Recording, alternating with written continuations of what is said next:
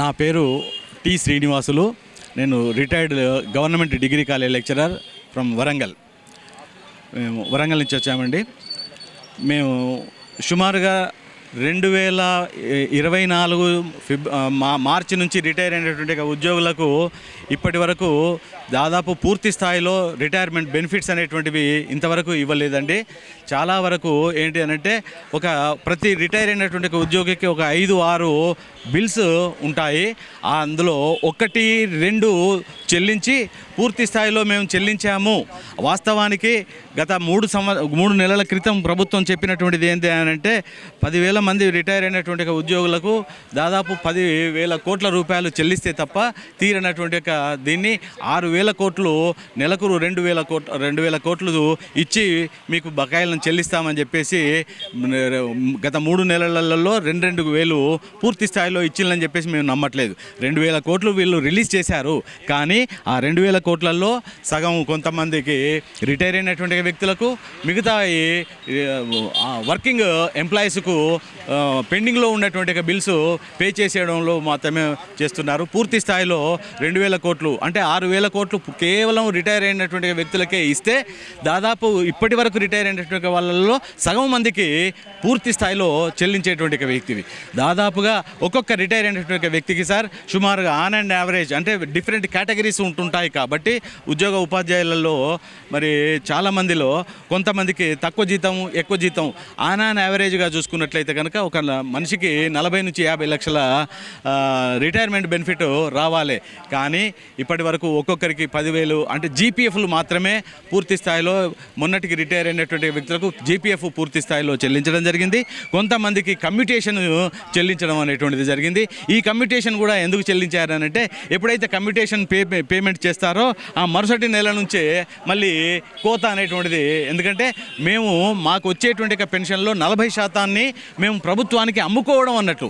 ఆ అమ్ముకున్నటువంటి amount lump sum amount 15 సంవత్సరాలకు గాను మేము ఈ అమ్ముకున్నటువంటిది వెరీ నెక్స్ట్ మంత్ నుంచే మాకు కోత అంటే సుమారుగా కమ్యూటేషన్ వచ్చినటువంటి ప్రతి ఉద్యోగికి 20,000 రూపాయలు పెన్షన్లో కోత అనేటువంటిది, గ్రాట్యుటీ అనేటువంటి ప్రభుత్వం నుంచి రావాలి. మేము దాచుకున్నటువంటి లీవ్లు ఎన్కాష్ చేసుకున్నటువంటి ఎన్కాష్మెంట్ లీవ్ అనేటువంటిది మాకు రావాలి.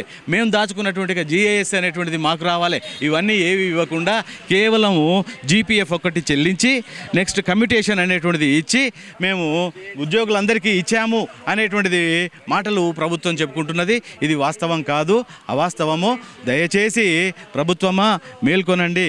మేము రిటైర్ అయినటువంటి 30 సంవత్సరాలు ఈ ప్రభుత్వానికి సేవ చేసినటువంటి ఈ ఉద్యోగులందరికీ మీరు రిటైర్ అయిన తర్వాత ఇచ్చేటువంటి బహుమానం ఇదా?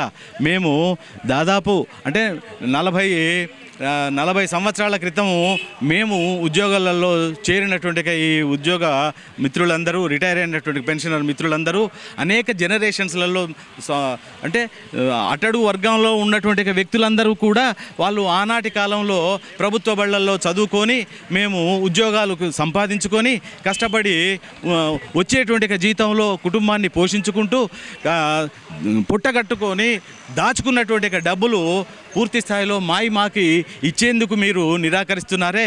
మేము ఈ అంతా కూడా మా విలాసాలను మేము తగ్గించుకొని మేము లగ్జరీ లైఫ్ లీడ్ చేయకుండా డబ్బు దాచుకుంటే రిటైర్ అయినప్పుడు ఇల్లు కట్టుకోవడమో, పిల్లల పెళ్లి చేసుకోవడమో, లేదంటే ఇంకా ఆ వృద్ధాప్య కాలంలో అనారోగ్య సమస్యలు వస్తే వాటిని చూపించుకునేందుకు మేము దాచుకున్నటువంటి డబ్బులు మాకు ఇంతవరకు 2.5 సంవత్సరాలు అవుతుంది ఇవ్వకపోయిన్లు.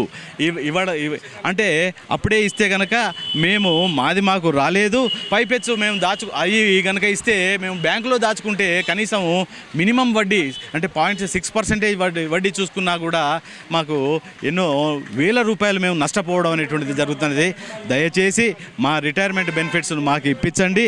మా యొక్క కోపాలు ఈ ప్రభుత్వాలను నిజానికి ఈ కాంగ్రెస్ ప్రభుత్వాన్ని మేము ఉద్యోగ ఉపాధ్యాయులు మాత్రమే దగ్గరుండి గెలిపించుకొని చేశాము. ఎందుకనంటే వస్తే ఈ గత ప్రభుత్వంలో చేసినటువంటి వాగ్దానాలు వాళ్ళు నెరవేర్చుకోలేదు కాదు. కాబట్టి మీరు మేనిఫెస్టోలో ఇచ్చినటువంటి మా ఉద్యోగ ఉపాధ్యాయులకు ఇచ్చినటువంటి అంశాలను నెరవేరుస్తారనేటువంటి కోటి ఆశలతోటి కొత్త ప్రభుత్వాన్ని భుజస్కంధాల మీద వేసుకొని మేము అధికారంలోకి తీసుకొస్తే కేవలం ఏమైంది అంటే కొత్త సీసాలో పాత సారా చందంలో మీరు వ్యవహరిస్తున్నారు. మమ్మల్ని నిరాశ నిస్పృహలకు గురి చేస్తున్నారు. ఏ రకమైనటువంటి అభివృద్ధి అంటే లక్షల కొద్ది వేల కొద్ది లక్షల రూపాయలను మీరు ఉచితాలకు ఇస్తున్నారు. దయచేసి ఉచితాలకు ఇచ్చినటువంటి వీటి వల్ల నిజంగా జనరేషన్స్ ఏమైనా వాళ్ళ యొక్క లైఫ్ స్టాండర్డ్స్ ఏమైనా పెరుగుతున్నాయా, లేకపోతే వైట్ కార్డు హోల్డర్స్ వాళ్ళ జీవితాలు మెరుగై వైట్ కార్డు హోల్డర్ పోయి అప్పర్ కామన్ మినిమమ్ లెవెల్కు దాటి వాళ్ళ జీవనాలు కొనసాగిస్తున్నారా? వైట్ కార్డు మనం లక్షల కోట్ల రూపాయలు వెచ్చించినప్పుడు ఏం కావాలండి? అభివృద్ధి ప్రదంలోకి ప్రజలు వెళ్ళాలి, వైట్ కార్డు తగ్గాలి. కానీ రోజు రోజుకు పెరుగుతున్నాయి. అంటే నిరుద్యోగం అలాగే ఉంటున్నది, పేదరికం ఇలాగే ఉంటున్నది. మరి ఇన్ని లక్షల కోట్ల రూపాయలు ప్రభుత్వాలు విజ్ఞతతోటి ఆలోచించి అభివృద్ధి కార్యక్రమాలు చేపట్టాలి, సమాజాన్ని అభివృద్ధి చెందాలి. కోటి ఆశలతోటి మనము కొత్త రాష్ట్రము, youngest state in the country Telangana. కానీ ఈ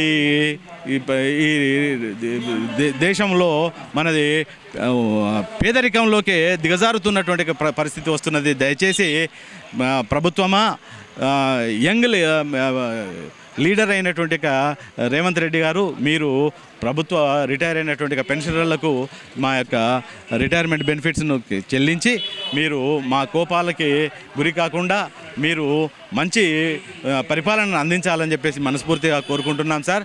దయచేసి మీరు సానుకూలంగా ఆలోచించి కళ్ళు తెరవండి.